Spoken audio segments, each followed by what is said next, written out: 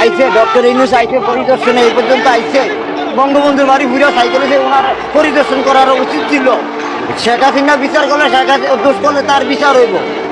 এই জন্য জাতির একটা ইতিহাস মুচ্ছা দেওয়া, প্রত্যেকটা জাতির একটা নিজস্ব ইতিহাস আছে।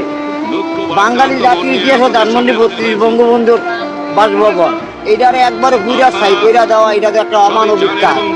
বিশ্বের কোথায় এরকম, এটা কোনো বিবেকবান মানুষ এই কাজটা মাইনা নেওয়ার মতো না। এটা একবারে, এটা পূর্বের থেকে পরিকল্পিত ছিল যে এটারে একবারে ঘুরা ছাই কইরা দেওয়া। এটা এক শ্রেণীর লোকেরা করছে, যারা স্বাধীনতা বিরোধী, যারা মুক্তিযুদ্ধ বিরোধী, তারাই এই কাজ করছে। বঙ্গবন্ধু যা কিছু আছে একবার ঘুরা ছাই কইরা দিচ্ছে। এই দেশে এটা কি কোনো মানুষের কাজ? এই যে তারা নতুন সরকার গঠন করছে, আইছে ডক্টর ইউনূস আইছে পরিদর্শনে, এই পর্যন্ত আইছে। বঙ্গবন্ধুর বাড়ি ঘুরে সাইকেলে যে ওনার পরিদর্শন করার উচিত ছিল। উনি একজন দেশের বিবেকবান ব্যক্তি হিসাবে,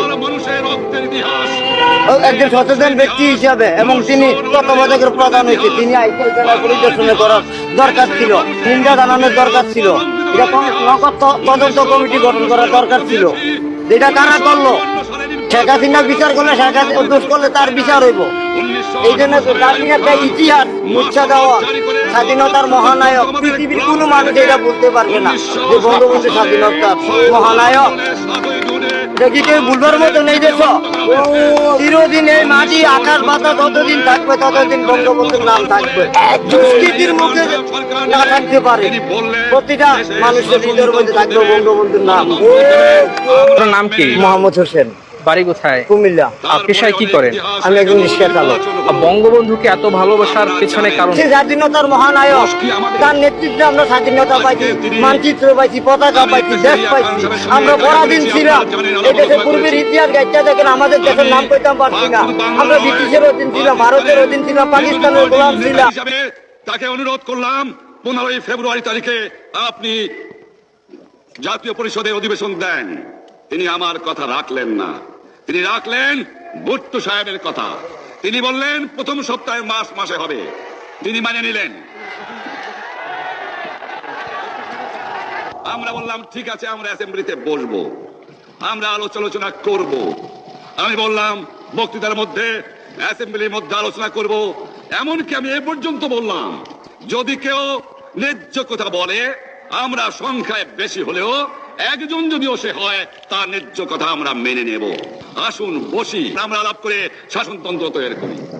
তিনি বললেন পশ্চিম পাকিস্তানের মেম্বাররা যদি এখানে আসে, তাহলে কসাইখানা হবে অ্যাসেম্বলি। যদি কেউ অ্যাসেম্বলিতে আসে, তাহলে পেশোয়ার থেকে করাচি পর্যন্ত দোকান জোর করে বন্ধ করা হবে। তারপরেও যদি কেউ আসে, তাকে সন্ন্যাসার করা হবে। আমি বললাম অ্যাসেম্বলি চলবে। তারপরে হঠাৎ 1 তারিখে অ্যাসেম্বলি বন্ধ করে দেওয়া হলো। কি পেলাম আমরা? আমার পয়সা দিয়ে অস্ত্র কিনেছি বহিঃশত্রু আক্রমণ থেকে দেশকে রক্ষা করার জন্য। আজ সেই অস্ত্র ব্যবহার হচ্ছে আমার দেশের গরিব দুঃখিনী অস্ত্র মানুষের বিরুদ্ধে। তার বুকের উপরে হচ্ছে গুলি। আমরা পাকিস্তানের সংখ্যাগুরু, আমরা বাঙালিরা যখনই ক্ষমতায় যাওয়ার চেষ্টা করেছি, যখনই এদেশের মালিক হবার চেষ্টা করেছি, তখনই তারা আমাদের উপরে ঝাঁপিয়ে পড়েছেন। তারা আমাদের ভাই। আমি বলেছি তাদের কাছে এই কথা যে আপনারা কেন আপনার ভাইয়ের বুকে গুলি মারবেন? আপনাদের রাখা হয়েছে যদি বহিঃশত্রু আক্রমণ করে তার থেকে দেশটাকে রক্ষা করার জন্য। তারপরে উনি বললেন যে আমার নামে বলেছেন, আমি নাকি বলে স্বীকার করেছি যে 10 তারিখে রাউন্ড টেবল কনফারেন্স হবে। আমি উনাকে একথা বলে দেবার চাই, আমি তাকে তা বলি নাই। টেলিফোনে আমার সঙ্গে তার কথা হয়। তাকে আমি বলেছিলাম, জনাব ইয়াহিয়া খান সাহেব, আপনি পাকিস্তানের প্রেসিডেন্ট, দেখে যান, ঢাকায় আসেন, কিভাবে আমার গরিবের পরে, আমার বাংলার মানুষের বুকের পরে গুলি করা হয়েছে, কি করে আমার মায়ের কোল খালি করা হয়েছে, কি করে মানুষকে হত্যা করা হয়েছে। আপনি আসুন, দেখুন, বিচার করুন, তারপরে আপনি ঠিক করুন। আমি এই কথা বলেছিলাম।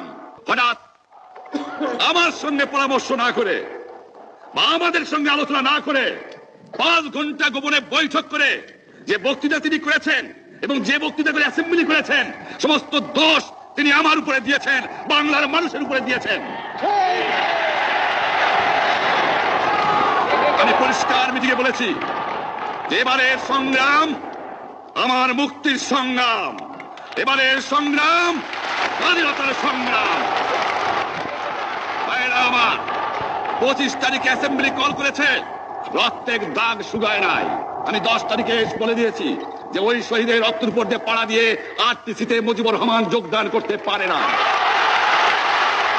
অ্যাসেম্বলি কল করেছেন, আমার দাবি মানতে হবে। প্রথম, সামরিক আইন মার্শাল ল উড্র করতে হবে। সমস্ত সামরিক বাহিনীর লোকদের ব্যারাকে ফেরত দিতে হবে।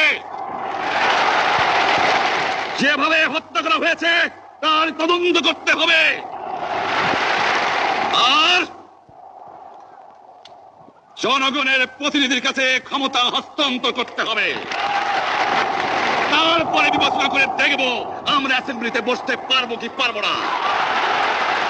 এর পূর্বে অ্যাসেম্বলিতে বসার অ্যাসেম্বলিতে বসতে আমরা পারি না। জনগণ সে অধিকার আমাকে দেয় নাই। ভাইয়েরা আমার, তোমরা আমার উপর বিশ্বাস আছে? আমি প্রধানমন্ত্রিত্ব চাই না, আমরা দেশের মানুষের অধিকার চাই।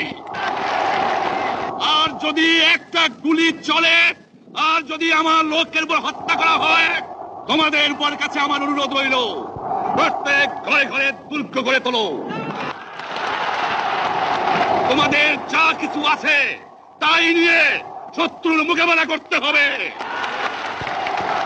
এবং জীবনের তরে রাস্তাঘাট যা যা আছে সবকিছু আমি যদি হুকুম দেবার নাও পারি, তোমরা বন্ধ করে দেবে।